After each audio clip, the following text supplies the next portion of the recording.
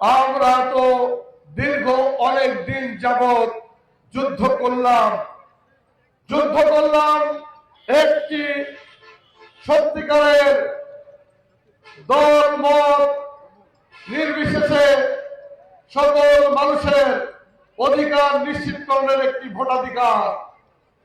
যেই ভোটের জন্য যুদ্ধ করেছেন, দীর্ঘদিন পরে সেই ভোট হতে যাচ্ছে আগামী 26 ফেব্রুয়ারি 12 তারিখে ইনশাআল্লাহ।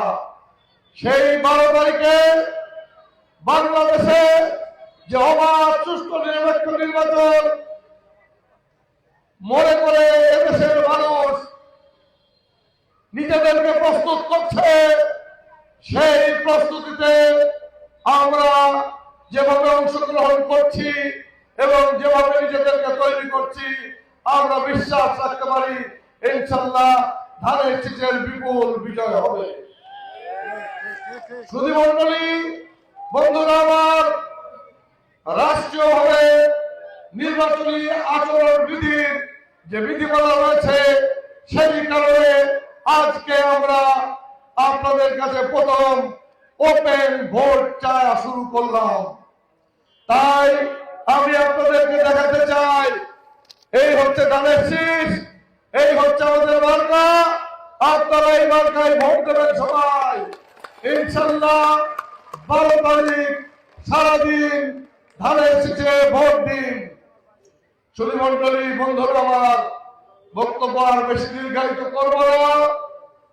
আমাদের সর্বশেষের বক্তব্য দেবেন, আপনারা একটু ধৈর্য ধরে শুনবেন। আমরা হাজরাপুর ইউনিয়ন থেকে শুরু করেছি। এই হাজরাপুর ইউনিয়নে অনেক ঝামেলা আমাদের হয়েছে, কিন্তু আমি হাজরাপুর ইউনিয়নবাসীকে এবং নেতৃবৃন্দকে বিশেষভাবে ধন্যবাদ দিতে চাই। তারা যে ঐক্যের উদাহরণ সৃষ্টি করেছে, ইনশাআল্লাহ আমরা হাজরাপুর থেকেই দেখিয়ে দেব বিএনপি কত ভোটের ব্যবধানে এগিয়ে থাকে। বন্ধুরা, আপনারা যারা সত্যিকার অর্থে